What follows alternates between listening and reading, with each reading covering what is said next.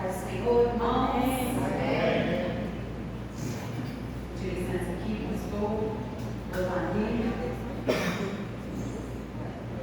Eu não sei vocês, irmãos, mas a gente costuma ter várias Bíblias em casa, várias para estudar, a gente tem algumas preferidas, algumas queridinhas, né? E quando eu vou ministrar a palavra, eu sempre gosto de estar com todas abertas, gosto de olhar todas as linguagens, todas as explicações, mas a gente sempre tem aquela que carrega. Essa daqui, com muito carinho, eu não sei porque eu estou dizendo só você, mas ela tem alguns pedaços que estão com fita, porque uma vez o cachorro pegou a minha Bíblia, eu chorei muito, porque ela me foi um presente dado em 2003 pelo meu marido, foi o primeiro presente que meu marido me deu, né? Nem era meu marido ainda, era meu namorado em 2003, e ela tem muitas anotações, muitas marcações, muitas coisas escritas, e todas as vezes que eu vou ministrar a palavra, eu posso estar com todas elas, mas quando eu vou sair, eu trago, porque existe uma ligação emocional e espiritual que a gente cria com a palavra de Deus, que a gente só vai entender quando chegar no céu. A Bíblia não é um objeto, a Bíblia não é um livro qualquer que você compra outros exemplares e você vai se desfazendo dos antigos. Até quando alguém pede a você uma Bíblia de presente e você lembra que você tem uma Bíblia em casa, eu pelo menos falo assim, eu compro outra e te dou, mas a minha eu te dou não, porque ela é minha, ela faz parte da minha vida. E quando o Senhor nos chama a ter uma caminhada, uma intimidade, a andar com Ele, existem coisas que são ligadas no nosso emocional, que quando a gente vê isso, você fala, nossa, cadê minha Bíblia? Eu preciso da minha Bíblia. Pega a Bíblia do seu irmão. Você vai procurar um versículo, de repente você está tão habilitado em cima da sua, que na dele você não vai achar da forma que você acharia na sua. Irmãos, nós estamos vivendo um tempo onde a Bíblia tem sido aberta em muitos exemplares. Celular, tablet, internet. A gente fala, vamos abrir a palavra de Deus. Aí a pessoa já entra no aplicativo. Eu não estou dizendo para você que você não tem que ter. Às vezes você saiu de casa, precisa fazer um acesso. Mas vamos retomar esse amor e essa ligação espiritual que nós temos com a palavra. Amém. Glória a Deus. Com a palavra. Hoje, quando você voltar para a sua casa, você vai chegar a casa e falar bem assim, cadê? É o vínculo que eu tenho com a palavra. Deixe que o Senhor faça esse selo no seu coração nessa noite. Eu sei que você tem a sua queridinha. Eu sei que você tem a sua preferida. Mas não deixe que nada tire o lugar dela no seu coração. Amém? Que você já vai se colocando de pé, pegando com a palavra de Deus, a sua queridinha.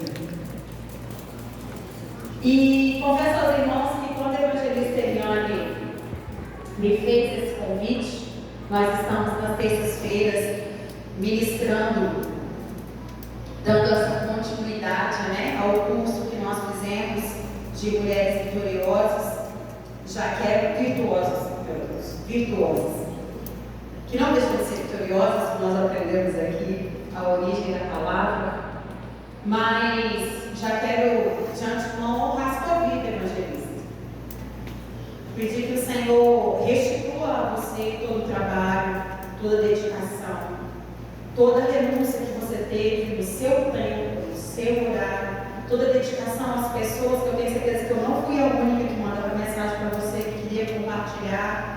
Então, que o Senhor honre, te fortaleça e que você nunca abra mão disso na sua vida. Porque muitos têm ouvido a voz do Senhor, mas nem todos obedecido. Então, que o Senhor te honre, porque a Bíblia fala que a gente tem que dar honra, que tem honra. Então, seja amado pelo Senhor nessa noite, em nome de Jesus. E você vai abrir comigo a palavra de Deus no livro de Números, capítulo 23. Um versículo que eu, particularmente, um dos primeiros que eu aprendi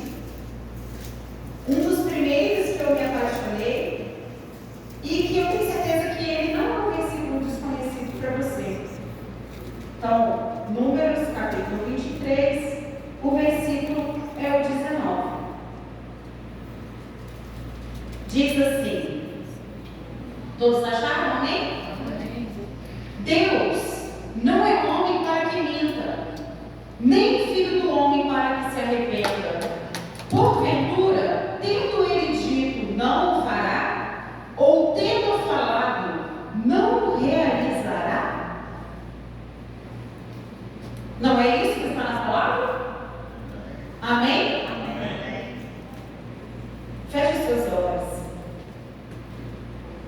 Pai, humildemente, Senhor, eu te peço nesta noite que o Senhor segue esta verdade no nosso coração, porque a tua palavra é a verdade absoluta que nos basta.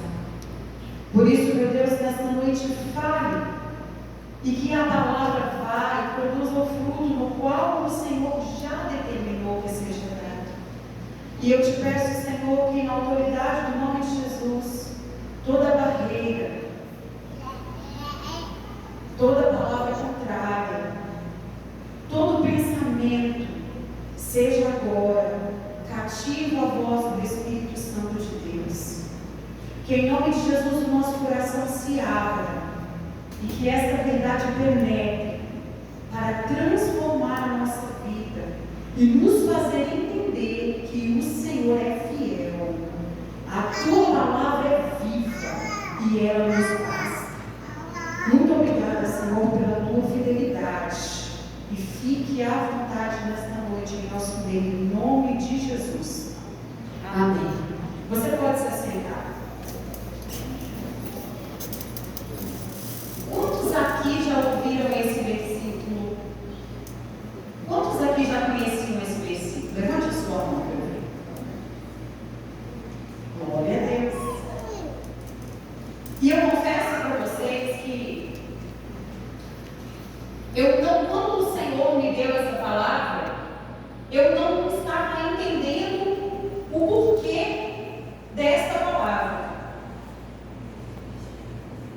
A evangelista Eliane me pediu para falar sobre o que tem sido a sua prioridade hoje. E aí o Senhor me dá um versículo sobre fidelidade, porque Deus não é homem para que minta, nem filho do homem para que se arrependa. E eu comecei a estudar o livro de uma outra forma. Eu comecei a voltar para entender para quem esta palavra estava sendo ministrada. A respeito do que ele estava dizendo que Deus não é homem para mentir, nem filho do homem para se arrepender. Aí então, eu voltei um pouco e eu fui vendo que o povo de Israel saiu do Egito, foi liberto, começou a caminhada, começou a prosperar, a ganhar território, a vencer batalhas. Ele começou a prosperar, se expandir, crescer. Aqueles que se levantavam contra ele era derrotado. Moisés estava ali suando com o povo, mas Deus ia dando vitória. E de repente, o povo chegou e acampou numa região de Moabe. Quando o rei dos Moabitas avista que o povo de Israel estava se aproximando e então estava acampado próximo ao seu território, a palavra diz que em seu coração ele começou a temer. Por quê? O povo de Israel está chegando, é em grande número, é próspero, estão espalhados, inclusive ao meu redor. Todo mundo que se levanta contra ele é derrotado. O que eu preciso fazer para derrotar esse povo? E aí começa algo muito profundo na vida do povo de Israel. Esse rei chamado Balaque, ele é um rei tão desesperado, porque ele achava que ele tinha tudo, que ele era grande, que ele era poderoso. Então o que ele faz? Ele procura então um homem chamado Balaão e faz um convite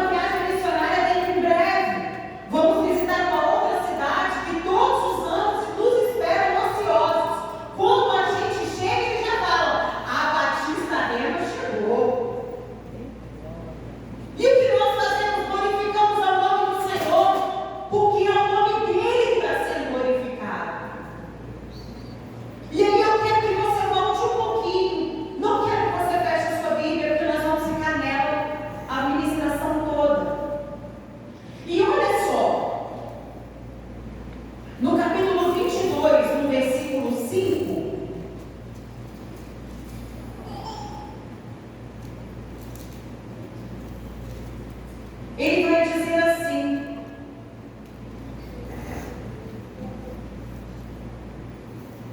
enviou mensageiros a Balaão, filho de Beor, e Abacor, que está junto ao rio, na terra dos Amonitas, a chamá-lo, dizendo: o povo que saiu do Egito cobriu a face da terra e estabeleceu-se de fronte a mim.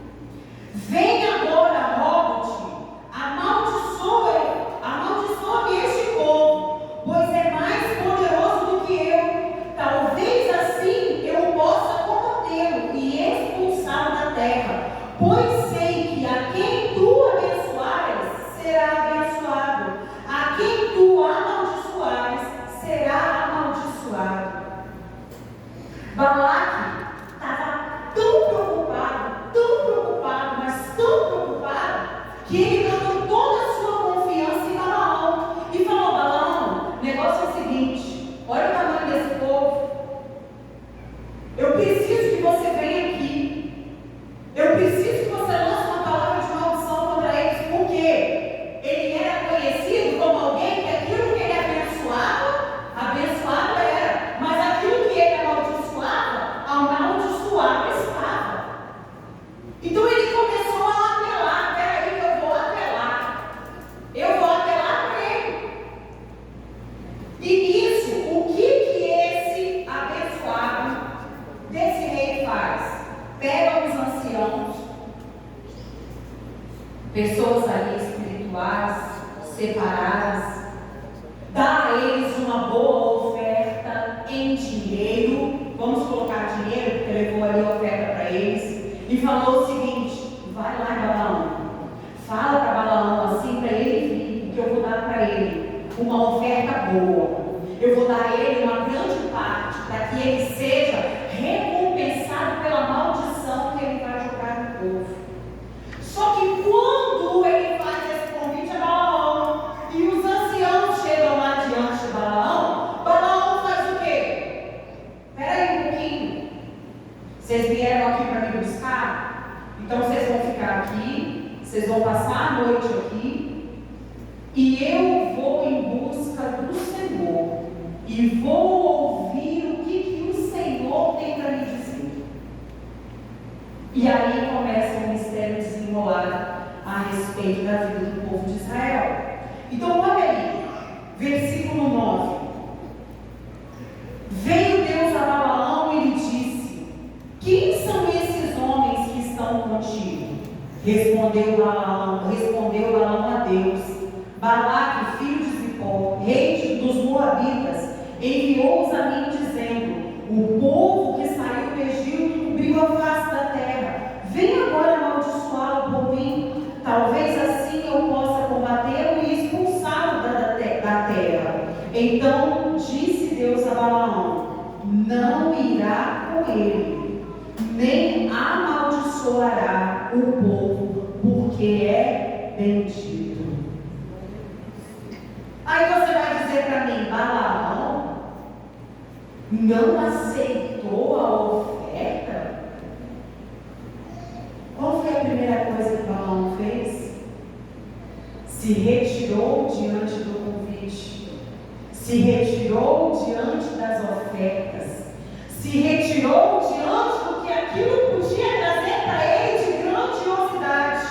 Por quê? Porque a prioridade do coração dele estava em fazer o que o Senhor revelaria, estava em cumprir aquilo que o Senhor faria.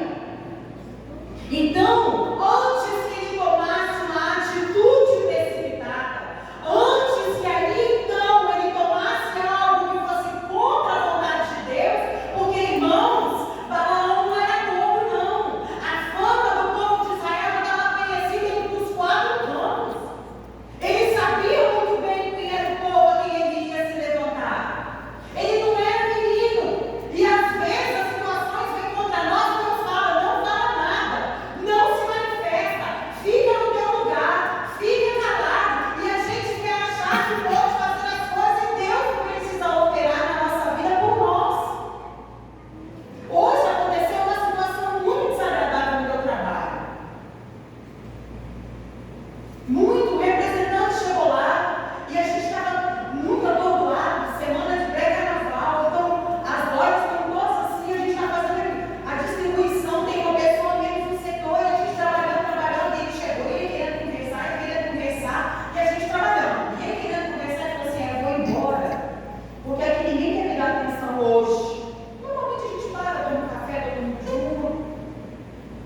De cabeça abaixo eu estava, eu disse assim, ultimamente eu não estou conseguindo nem dar atenção para as minhas filhas. A minha chefe do outro lado ouviu. Só que eu não sei o que ela viu. E ela disse assim, muito feio o que você disse. Você não pode falar isso de um colega de trabalho. Eu disse, mas eu disse que eu não estou dando atenção para as minhas filhas. Não foi isso que você falou. Eu falei, foi. Ela disse, não foi isso. Na mesma hora eu falei, agora eu vou falar para me defender, porque eu sou filha do rei, eu temo ao Senhor, eu não estou aqui para falar mentira. Até parece que eu vou pegar com coisa pequena, eu já ia falar, ei, eu falo a verdade, eu não estou falando mentira, não é por causa de você não, é porque eu sigo a Deus, e Ele conhece a verdade que sai da minha boca, do meu coração. Deus disse, cala-te. Irmãos, minha carne tremia. E toda vez que eu ia querer falar, Deus falou, cala-te. E minha carne tremia, quem me conhece sabe. Minha carne tremia, meu Espírito Santo, cala-te. Não foi ela que ouviu. Ela vai em centro espírita, ela gosta de ir no candomblé, ela gosta de ir em todos os lugares, e ela ouve pregação, ela faz tudo, porque ela é assim. Só que eu já percebi que existe um levante. Por quê? Porque quando a treva está no meio da luz, existe um conflito. E eu não podia hoje dar lugar a ela.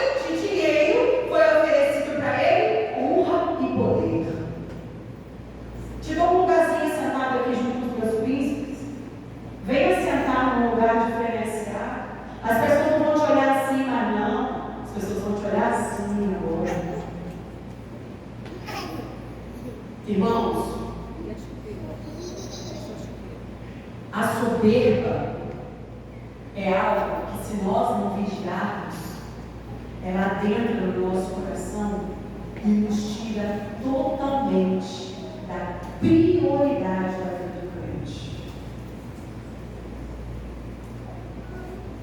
Se nós não tomarmos cuidado com as ofertas, certamente,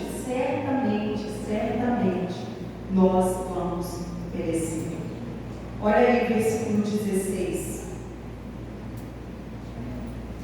Chegando a Balaão, disseram-lhe assim diz Balaque, filho de Zippor: rogo-te que não te demores em vir, porque grandemente te honrarei e farei tudo o que me disseres. Portanto, vem, rogo-te, amaldiçoa por mim esse povo. E respondeu Balaão ao servo de Balaque: ainda que Balaque me desse a sua casa cheia de prata e de ouro, eu não poderia desobedecer a ordem do Senhor meu Deus para fazer coisas, pequena ou grande. Olha a resposta dele. Essa resposta ela foi tão profunda que quando eu olhei para aquilo, eu falei assim: Senhor, por que ele mencionou coisa pequena ou grande? Porque amaldiçoar era uma coisa muito grande. Só que, às vezes, na nossa vida, nós magoamos o coração de Deus, pecamos e nos desviamos da vontade dele por coisas pequenas. São as pequenas coisas que muitas vezes nos tiram da direção de Deus.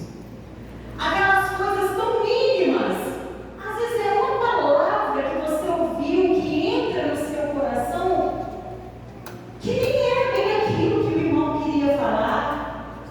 Às vezes alguém está ministrando a palavra aqui em cima e dá uma palavra de exaltação para a igreja, né, pastor Domingos? Às vezes Deus vai e dá uma palavra de exaltação para a igreja e você fala bem assim: nossa, pastor não gosta de mim. Nossa, ele não precisava ter falado assim para mim. E ele nem sabe de nada que está acontecendo. É o Espírito Santo ministrando ao seu coração. Então, pelas pequenas coisas que adentram no nosso coração, o que a gente permite cair, nos tiram do princípio, nos tiram da vontade, nos tiram do centro que Deus quer para a nossa vida. E aí ele diz: nem o pequeno, nem o grande, eu nada posso fazer sem que o Senhor me permita. Havia ali um compromisso dele em não infringir aquilo que Deus tinha falado sobre o povo. E aí, Deus colocou algo no meu coração assim: princípios não se negociam. Você não pode negociar a verdade no princípio por preço nenhum. Não há nenhum valor que possa comprar o princípio da vida do cristão. Faz isso aqui para mim, por favor, ninguém vai ficar sabendo. Eu vou te contar um segredo aqui, mas você não conta para ninguém, não. Existem coisas que acontecem na nossa vida que, se a gente negociar, a gente rompe com a ligação que nós temos com Deus. Se existem coisas na nossa vida que a gente tem que cuidar, dentre elas é cumprir a vontade de Deus, que é boa, perfeita e agradável em obediência. Eu não posso escolher obedecer a Deus em uma área da minha vida e em outras dizer que eu não permito o Senhor mexer. Senhor, eu permito que o Senhor me cure a respeito do que a Letícia me falou, mas o que aconteceu no passado, o Senhor não mexe, porque isso dói demais, eu não quero que o Senhor faça isso. Deus, eu não quero mais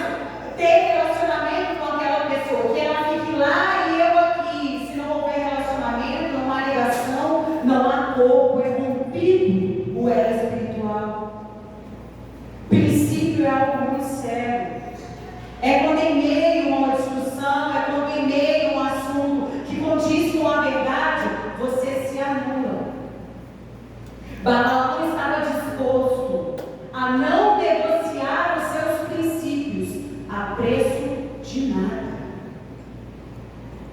Não importa o que o inimigo venha nos oferecer, nada para nós é mais valioso do que a nossa salvação. Nada para nós tem um valor mais precioso do que a morte de Jesus na cruz por nós. Nada do que nós fizemos pode pagar esse preço, porque ele já foi pago. Então não há nada que nós tenhamos a negociar que tenha valor maior do que a morte dele numa cruz para nos dar a vida eterna. Nada pode comprar a sua vida eterna, porque ela já foi paga por ele lá na cruz. E ele não aceita restituição, queridos. Parece até que a gente pode chegar diante de Jesus e falar: Jesus, vamos aqui negociar o preço que o Senhor pagou e dizer, querido, toda célula ali assinada porque era posse do diabo, eu tomei dele, rasguei, agora tudo a posse é minha. Sou eu que mando, sou eu que desmando, tudo está no controle das minhas mãos e eu não negocio. Eu ouvi algo tão interessante hoje. Imagine o seguinte: esse óleo é meu, fui eu que comprei, ele está em meu poder, eu paguei o preço dele.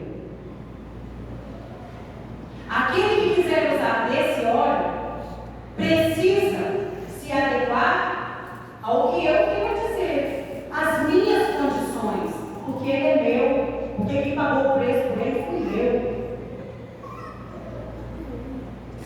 A salvação da nossa vida, a vida eterna pela qual nós almejamos, ela tinha um preço. E esse preço já foi pago por Jesus naquela cruz. Então todo aquele que quiser alcançar a vida eterna precisa estar dentro dos princípios da palavra dele e cumprir os mandamentos que ele nos ordenou. E isso ele não negocia. Isso é muito sério. Princípios são inegociáveis. E a gente não pode abrir mão de nenhum deles na nossa vida, porque nós precisamos de todos para adentrar na vida eterna. O que é a nossa prioridade, irmãos, se não alcançar a vida eterna? O que é o nosso objetivo? O que nós estamos fazendo aqui nessa noite? Se o que nós desejamos não é estar com ele na eternidade, no lugar que ele preparou para nós. Existe algum crente, algum servo de Deus que hoje louva, adora, glorifica, serve, está à disposição do Mestre, cuja sua prioridade não seja alcançar a vida eterna? Se não está, tem alguma coisa errada. Só que a gente não tem que pagar mais nada, porque ele já pagou tudo. Glória a Deus. Está quitado, irmãos. Aleluia, Deus. Eu vou pagar um preço, eu vou pagar um preço. Que preço que você vai pagar se ele já pagou um preço todo? Está quitado, é de graça. Vinde, benditos do meu Pai. Está quitado, você não tem que pagar mais nada. O que você faz além de adorar, de dobrar os seus joelhos, de fazer um propósito pela sua vida de santificação? Isso não é preço. O preço ele já pagou. Por isso é inegociável. Aleluia. Aleluia. Oh, glória a Deus. E aí, então, Balaão, mediante aqueles homens, fala com eles: fiquem aqui, vocês, que eu vou novamente lá falar com o Senhor e vou ouvir o que o Senhor tem para me dizer. Daí, então, começa uma história muito linda. Balaão, então, ouve do Senhor que ele pode ir com aqueles homens, porém, que não pode sair da sua boca nada que o Senhor não falar. Ele pega a sua jumenta, pega 2 dos seus servos, e ele começa ali a caminhar.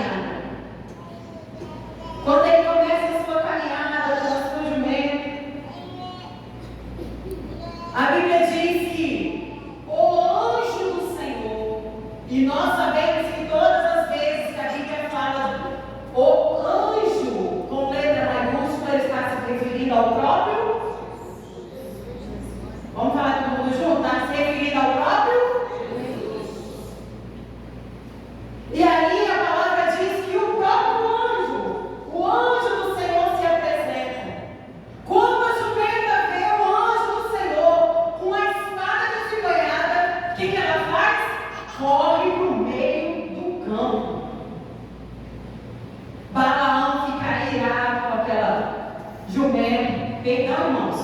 O anjo aparece ali porque ele fica irado, porque, né? Por causa do coração daqueles homens. Então o Senhor fica irado, aí vai e aparece para ele. Balaão viu o anjo, mas a jumenta viu. A jumenta, coitada, a palavra diz que ela foi espancada por Balaão para voltar para o caminho. Quando ela volta para o caminho, chega no meio de umas vinhas, paredão de um lado, paredão do outro, tá lá o anjo com a espada desembanhada. Ela começa a ficar agitada, espreme o pé de Balaão contra a parede, foi espancada de novo pela segunda vez. Ele começa a ficar nervoso com ela, monta nela de novo, e aí, encurralados, não tinha como ir nem para a direita nem para a esquerda. Está lá o anjo do Senhor, com a espada desembanhada. O que a jumenta faz, gente? Ela deita. Quando ela deita, a palavra fala que ele pega, esqueci o nome da palavra, gente. Ele pega o negócio na mão dele lá, mas bate. Espanca, espanca, espanca, espanca, espanca a pobre da jumenta. 3 vezes ela é espancada. Deus, o próprio Deus, se revela a ele. Primeira observação que eu falo a você. Você acha que Balaão, quando buscava Deus, ouvia a voz de Deus, Deus se manifestava a ele, falava com ele, que uma situação como essa era estranha para Balaão? Não era a primeira vez que Deus ia falar com ele, não é? E aí então, quando ela é espancada, olha que tremendo isso. Deus faz a jumenta falar. Por que a jumenta vai falar, gente?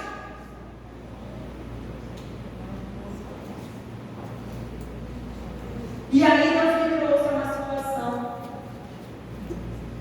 O Senhor precisou abrir os olhos de Balaão para que ele o visse. Balaão falou para ela: por que você está fazendo essas coisas? Nunca fez isso comigo? Quer me envergonhar na frente dos outros, que está todo mundo caminhando e a gente ficou para trás? E quando os olhos dele se abrem, porque ele conversa com a jumenta, e até então ele não houve nenhum temor. Muito pelo contrário, ele respondeu ela riscamente. E ela falou: por que você faz isso comigo? Poxa, Balaão, eu ando com você há quanto tempo? Alguma vez eu já te fiz passar vergonha? Alguma vez eu já te deixei na mão? Poxa, Balaão, eu sou sua companheira, irmãos.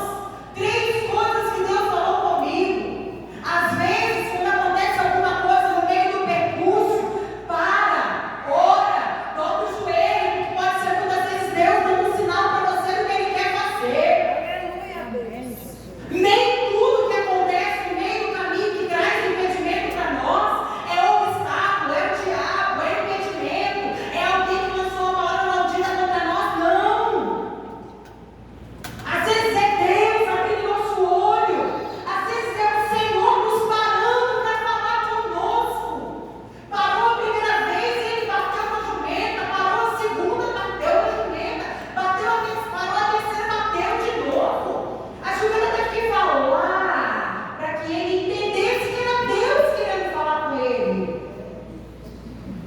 E ele disse para a jumenta: se eu tivesse uma espada, eu te matava agora. Pois depois o anjo falou isso com ele. Irmãos, nem tudo que acontece na nossa vida é o diabo. Vamos estar atentos aos sinais. A palavra diz isso, que Deus não deixa os seus filhos envergonhados. Deus não deixa os seus servos confundidos. Ele dá um discernimento, Ele coloca sobre nós o Espírito Santo. Ele abre os nossos olhos espirituais para enxergar o que Ele vai fazer. Se Ele te parou, irmão, pare aonde você está. Dobra o seu joelho. Senhor, é o Senhor querendo falar comigo?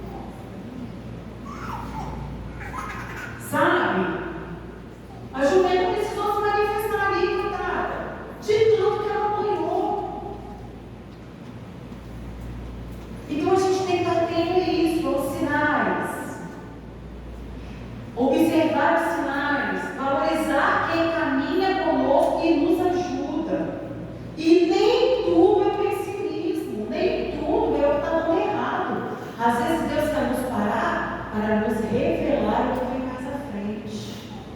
Já caminhando para o nosso final. Olha isso que tremendo. Lá em Filipenses 3, 13, 14 diz, né? Esquecendo-me das coisas que para trás ficam e avançando para as que estão adiante de mim, prossigo para o alvo, pelo prêmio da soberana vocação de Deus em Cristo Jesus. Por que isso? Porque ele disse isso. Lá no versículo 34 ele diz: então Balaão respondeu ao anjo do Senhor: pequei, sem saber que estavas no caminho, para te opores a mim. Agora, se parece mal aos teus olhos, voltarei. Olha, Balaão, Deus mandou ele ir, irmãos. Não permita que o inimigo pare você. Se no meio do percurso aconteceu alguma coisa, se você errou, se você caiu, se alguma coisa saiu de como era para estar acontecendo, não permita que o inimigo use isso contra a sua vida e te faça retroceder. Se apegue em Deus, se apegue na palavra, se apegue na firmeza e prossiga para aquilo que Deus mandou você fazer. Não abra mão do caminho, não abra mão daquilo que Deus mandou você caminhar. Voltar não é a solução, não aqui. A solução aqui era prosseguir, porque Deus precisava revelar para Balaque quem ele era. Balaque precisava saber que Deus era Deus. Que a autoridade não estava na palavra de Balaão, mas estava na palavra de Deus.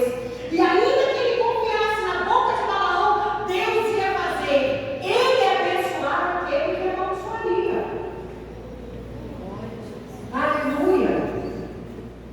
Então olha só. Ele chega então ao encontro do rei.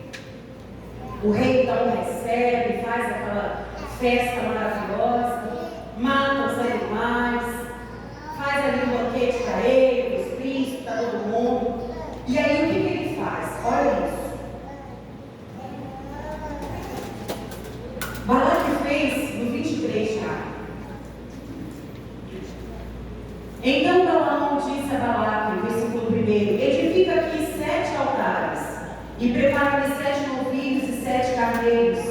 Balaque fez como Balaão lhe havia dito. E Balaque e Balaão ofereceram novilho e carneiro sobre cada altar. Mas disse Balaão a Balaque: fica junto do teu holocausto enquanto eu me retiro. Talvez o Senhor me sairá ao encontro e me mostrará e te notificarei. E afastou-se para uma das colinas. Encontrando-se Deus com Balaão, este lhe disse: preparai 7 altares. Eu preparei 7 altares e ofereci um novilho e um carneiro sobre cada altar. Então o Senhor pôs a palavra na boca de Balaão e disse: volta para junto de Balaque, e assim lhe falarás. Voltando para ele, encontrou junto do teu holocausto ele e todos os príncipes de Moabe. Então proferiu Balaão a sua palavra. Preste atenção. De Arã me mandou trazer Balaque, rei dos Moabitas das montanhas do Oriente, dizendo: vem, amaldiçoa-me a Jacó. Vem, denuncia a Israel. Como amaldiçoarei o que Deus não amaldiçoou? E como denunciarei a quem o Senhor não denunciou? Do cume das penhas o vejo, e dos outreiros o contemplo. Vejo que o povo que habitará à parte, e entre as nações não será contado. Quem pode conter o pó de Jacó, ou numerar a 4ª parte de Israel? Que morra eu a morte dos justos, e seja o meu fim como o deles. E aí, Balaque dá uma olhada para Balaão e fala bem assim: Balaão, eu não mandei você amaldiçoar o povo? Por que você está abençoando? Eu não falei para você vir aqui e lançar uma maldição para eles serem derrotados? E aí você reúne a mim, aos meus príncipes, montamos uma 7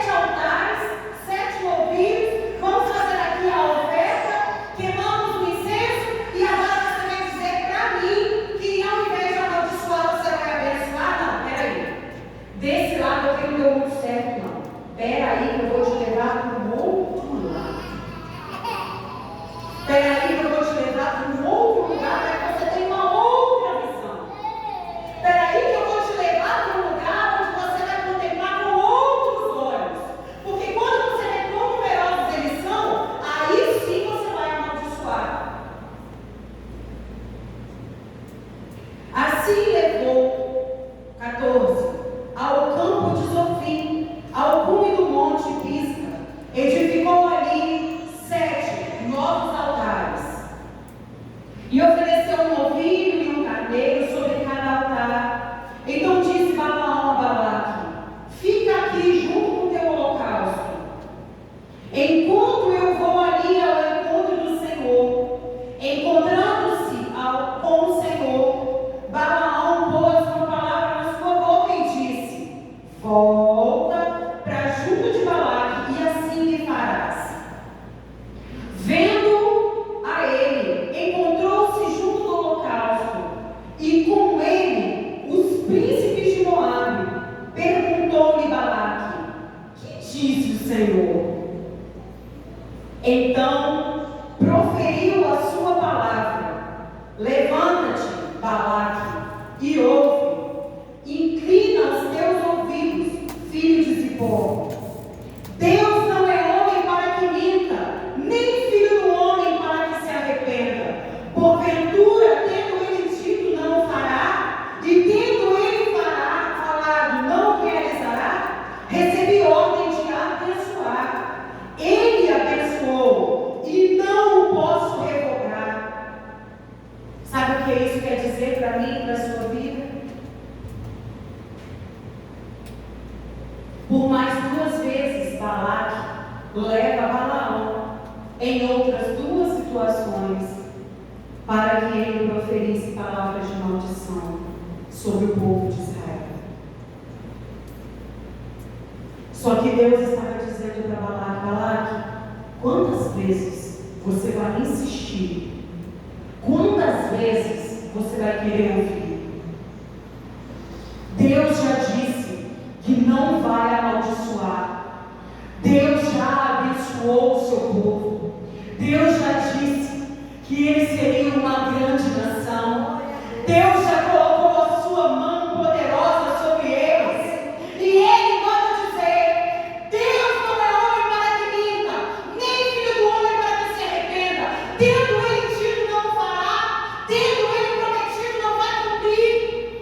Glória a Deus. E muitas vezes na nossa vida nós, quando fazemos menção e lembramos das promessas de Deus para a nossa vida, o inimigo vem dizer: desiste disso aí, vai por outro lugar, tenta investir em outra coisa, sai dessa igreja, procura outro ministério, quem sabe lá Deus vai dizer para você: eu não sou homem para mentir, nem filho do homem para me arrepender, tendo eu dito, vou cumprir.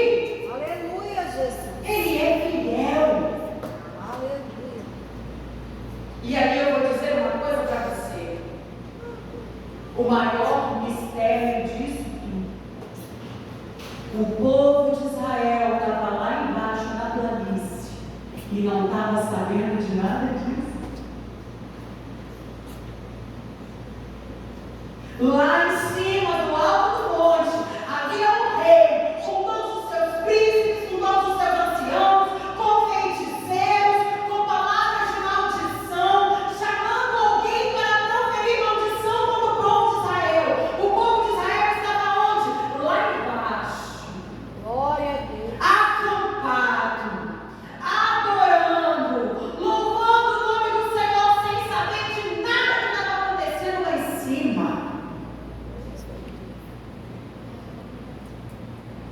Deus está dizendo para mim e para você: contra a tua tenda, ó Israel, não vale encantamento.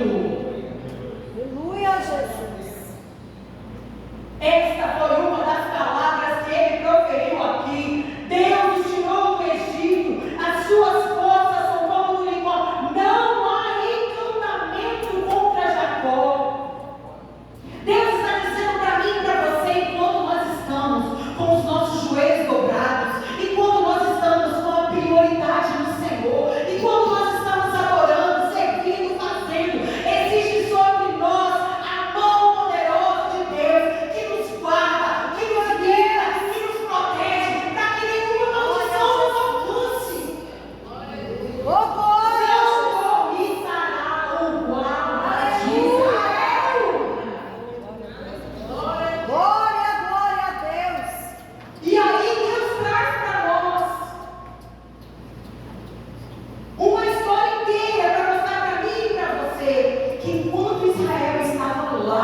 a serviço de Deus, cumprindo o que Deus queria.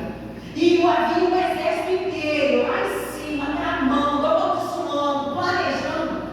Ele estava dizendo: não adianta, não há nada que você diga, não há nada que você faça que vai atingir o meu povo, porque sobre eles há uma palavra. Sobre a sua vida há uma palavra. Sobre a sua vida há uma palavra. Sobre você há uma palavra. Sobre a sua casa há uma palavra. Sobre os seus filhos há uma palavra. Sobre o seu casamento há uma palavra. Sobre a sua descendência há uma palavra. E nenhum encantamento, maldição proferido contra nós prosperará. Em nome de Jesus. Porque o nosso Deus é aquele que nos protege. Aleluia. O Senhor é aquele que nos protege, que nos livra de todo mal. Amém. Você vai dizer assim: poxa, passei o dia inteiro hoje, nada aconteceu. Nada aconteceu porque você não está com seus olhos abertos espirituais. Porque se o Senhor abrisse os nossos olhos espirituais para ver a batalha que é tramada contra nós, mas os seus anjos em teu ordem para nos guardar, para nos proteger, para nos livrar de nosso mal, e nada nos aconteceu. Glória a Deus. Aleluia. Que todos os dias, ao dormir, a gente possa declarar: Ebenezer, até aqui me ajudou o Senhor. Amém. Até aqui me guardou o Senhor. Até aqui me trouxe. A mão